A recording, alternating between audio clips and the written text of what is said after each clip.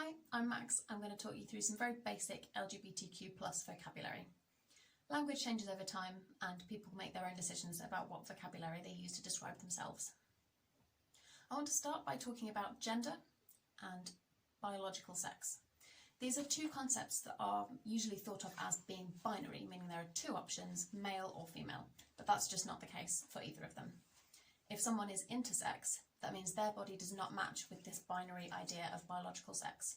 This could be internal or external features of their body. When we're born, we're assigned a gender based on our external genitalia. If someone has a gender identity, that's who they feel they are inside, that matches their assigned gender, the word for that is cisgender. If someone is transgender, that means that their gender identity does not match the gender they were assigned at birth. They might be a trans man, a trans woman, or a non-binary person. Non-binary is an umbrella term for lots of different identities, and it includes anyone who doesn't identify as 100% male or 100% female. Some examples of identities under the non-binary umbrella would be agender, genderqueer, or gender fluid. Some people also just use the term non-binary.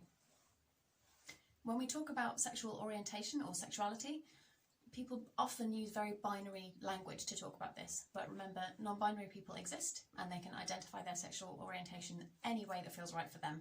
So any of the terms I'm going to use could apply to a non-binary person. A lesbian is a woman who's into women. Gay is the term for a man who's into men. Bisexual and pansexual are two terms among many that describe someone who is attracted to people of more than one gender. There's lots of different ways people experience this and describe this. It could be that they're attracted to more than one gender. It could be that they're attracted to multiple genders. It could be that they're attracted to people. It doesn't matter what their gender is. Someone who is asexual is someone who doesn't experience sexual attraction, or they don't experience sexual attraction in the same way as someone who isn't asexual. Someone who is aromantic doesn't experience romantic attraction, or they experience romantic attraction in a different way from someone who is not aromantic.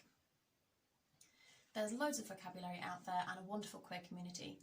If you know someone who is questioning their gender or their sexuality, just talking to someone from the queer community about it can be really helpful. And remember, you don't have to be sure, you don't have to make any decisions, you can change your mind, and you can make different decisions about what's right for you. And that's really the important thing, is making sure that the way you describe yourself feels right for you.